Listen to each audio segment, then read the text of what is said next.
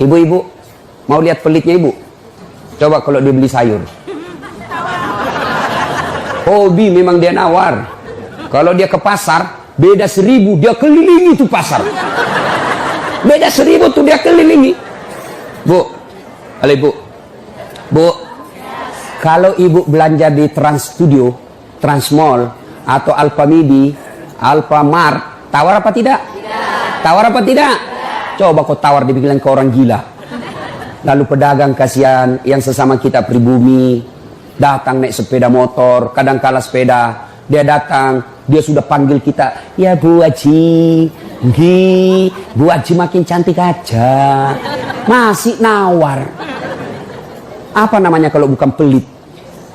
Sudah enaknya itu. Berapa mas? 10.000 Bu Haji. 11.000 ya. Mantap. Kalau kan ibu-ibu yang suka nawar, kalau bapak-bapak kan tidak suka nawar ya. Ini ibu-ibu tuh suka betul nawar. Bu, ibu mau ndak suaminya diambil orang? Mau? Silakan pelit. Orang pelit itu tidak ada yang suka. Bahkan orang pelit sekalipun tidak suka sama orang pelit. Benar Pak. Begitu jeleknya itu sifat pelit, tidak ada yang suka. Coba saya tanya, bapak-bapak senang tetangga dermawan atau pelit? Ibu-ibu senang suami yang pelit atau dermawan? Senang mantu yang pelit atau dermawan? Teman-teman yang pelit atau dermawan? Dermawan, tidak ada orang suka orang pelit. Bahkan orang pelit pun tidak suka sama semuanya pelit. Jangan kau ke rumahnya, pelit dia itu, padahal dia juga pelit. Begitu jeleknya itu sifat pelit.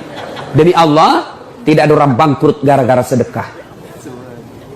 Adakah pernah bapak dengar, mas, tuh yang di sudut rumah di komplek, tuh kaya betul dulu Ustadz, cuma karena dia rajin sedekah, bangkrut.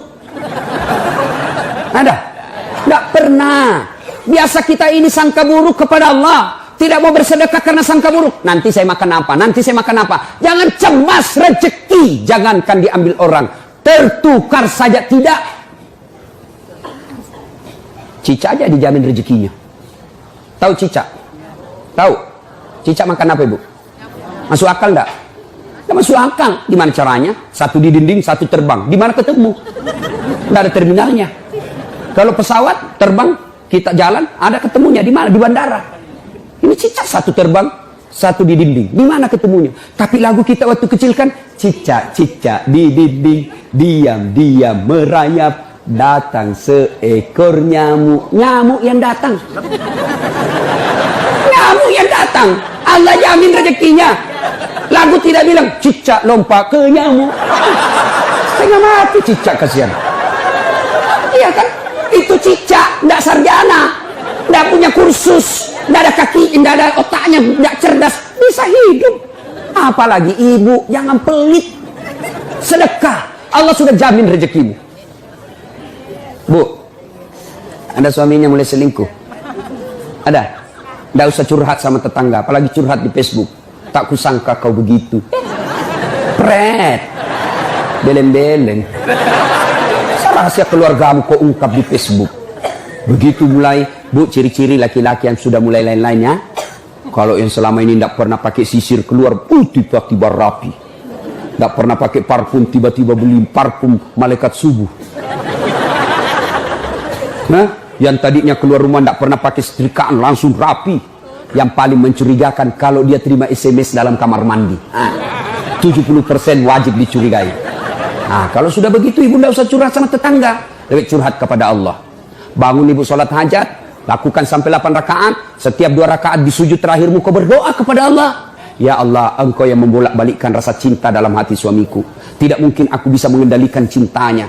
Ya Allah, tidak mungkin aku jaga dia 24 jam. Engkau yang maha menjaga ya Allah. Ya Allah, pelihara suamiku dari godaan perempuan lain. Ini ada duit saya 500.000. Saya tolak bala besok kepada Tuhan. Mudah-mudahan 500.000 suamiku terhindar dari wanita jahat. Bismillah. Coba amalkan itu, Bu. Coba amalkan. Yang jadi masalah kalau suaminya juga sudah tahu rumusnya. Dia bangun juga sholat tahajud. Dia bangun pula sholat hajat. Istrinya sebelah, kamar sebelah, suaminya kamar sebelah. Ya Allah, capek sudah saya lihat istri saya, ya Allah.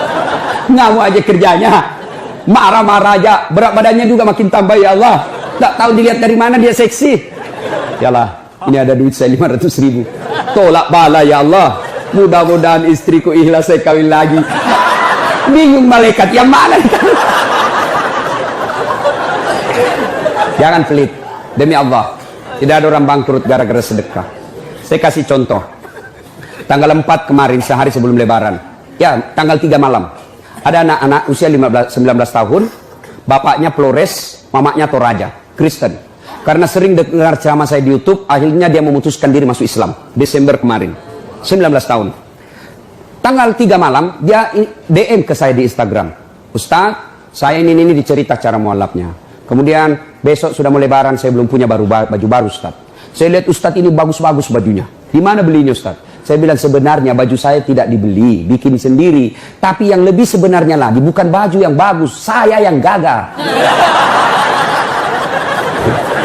Ya, sudahlah. Saya butuh baju lebaran. Saya bilang, kau datanglah ke rumah saya. Saya sediakan, kau pilih bajuku yang kau suka. Dia pakai tongkat, turun dari taksi. Wih, kasihan saya. Kenapa kakimu, Dek? Ternyata diamputasi kakinya. Dia singgah sholat asar, ditabrak mobil. Saya bilang, berat betul hidupnya ini anak. Diusir dari orang tuanya, Pak. Diusir, sekarang tinggal di masjid. Tidak disetujui, hanya dia sendiri masuk Islam. Diusir. Bilang, kenapa kakimu? Saya cerita. Sedih saya, sempat berkaca. Jangan sedih Ustaz. Ini tidak ada artinya ini kaki ketimbang iman saya kepada Allah. Luar biasa, 19 tahun. Saya ambil baju saya yang paling bagus. Kau pilih nih, Dek. Mana kau suka? Bener, diambil yang paling bagus. Sempat juga saya nyesal. Sudah. Karena saya buru-buru ke bandara. Saya mau pergi khutbah. Ya, ini Dek. Kau ambil 1 juta. Sudah, kembalilah dia, naik Grab lagi. Sudah. Perjalanan saya ke bandara, masuk WhatsApp. Ustadz, berapa nomor rekeningnya? Wakil Wali Kota Balikpapan.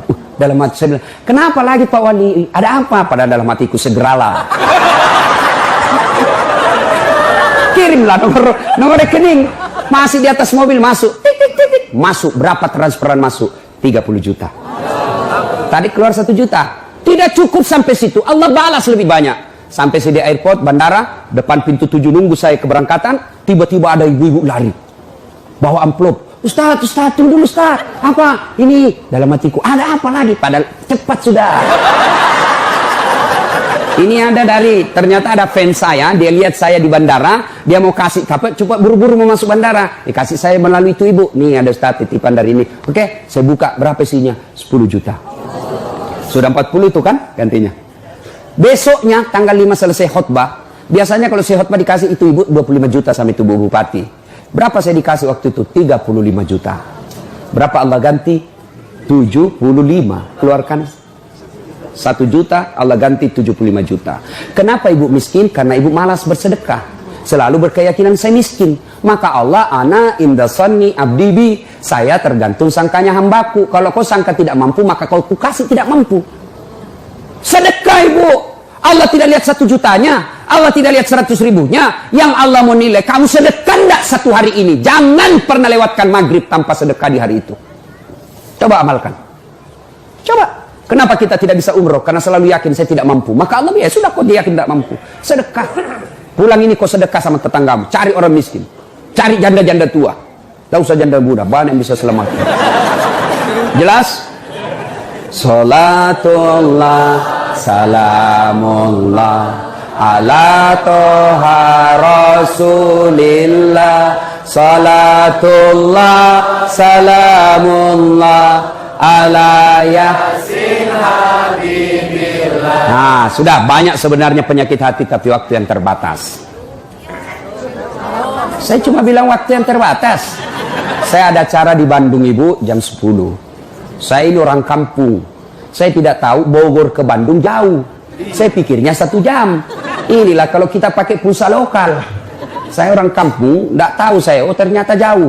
Nah saya harus segera selesaikan. Insya Allah kalau panitia ngundang saya lagi ke sini, saya datang lagi. Insya Allah ya. Nah, ini penyakit hati. Sekarang gimana cara mengobatinya?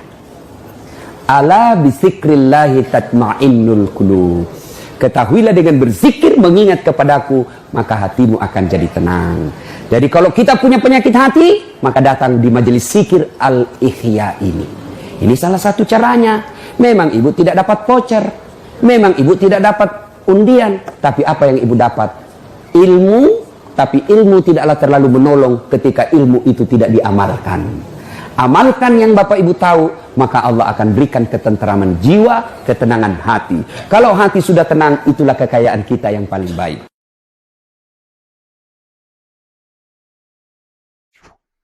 A few moments later. Okay.